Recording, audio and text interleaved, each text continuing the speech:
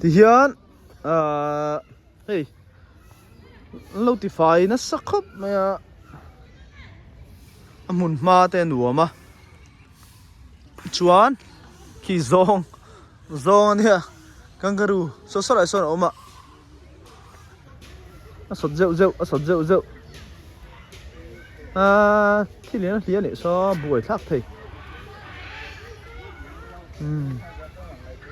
số lại son anh chị này phụ vóc lò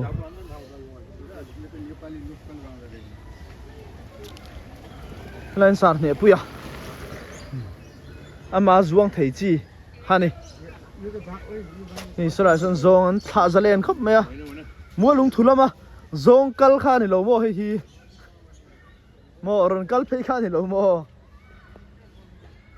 số lại son kangaroo chứ số lạiกันหมูhay là hi zong anh làm mẹ nắng chứ sốt lâu riu mẹ kangaroo sao amain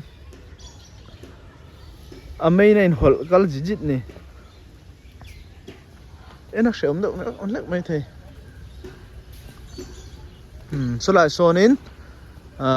savalam pang ami Indian rubber tree India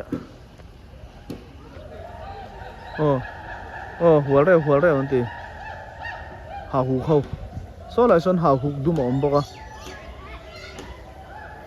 cái này hi vapual hornbill kanan ti khani vapual mo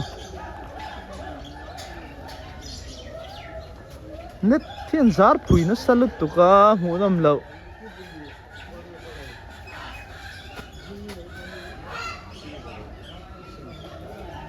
mit ati vai du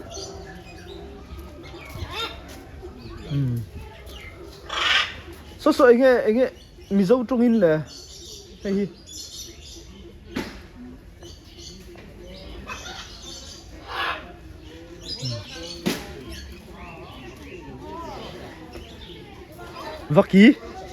vaki lian chi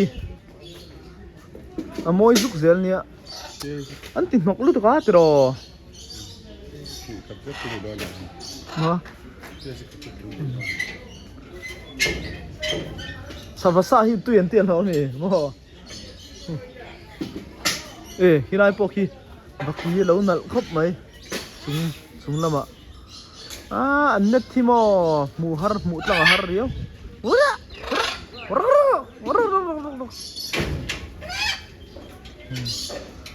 anh làm về tắc khi chứ thọc xíu mày mà cỏ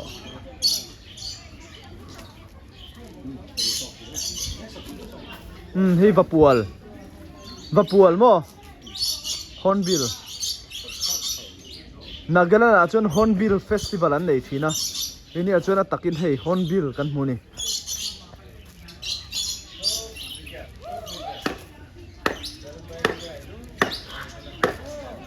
nimina bus chuang ve de khan hi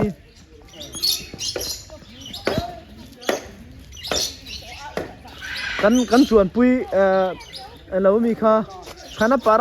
para chuk ve thau kha hei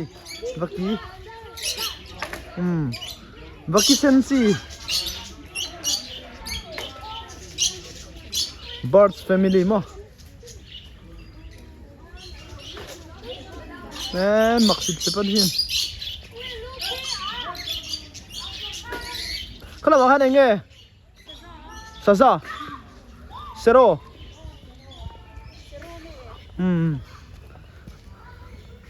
sero में जाएगा हाँ hi sasa Mizoram ina kan national animal avalian ve ma in tlang lo riu me tra sasala shop pakhat ama ya chu lom saki te po hi thế là anh đã na lại về bỏ ra chân thâu thì hiền cần cắt cua lệ chở chở răng hey zero kan state animal ani Mizoram state animal zero ani a la hiền a cho turam pe don chi ani lai thok thok hiền mo thế là mày mo à bơi thể ném đi đủ lớn mấy lắm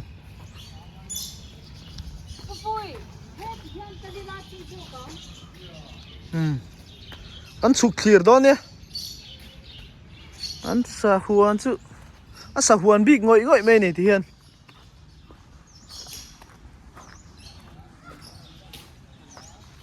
thế là mày pupu ya po ram vật chal chín khan này hi mà là chứ sa huan à chứ là ram vật chal vắc lấy thấy lộ à phát tui đó nè thì về chi khan này lo về sao sao mo anh office vel nhang sao chứ toilet vel te poni à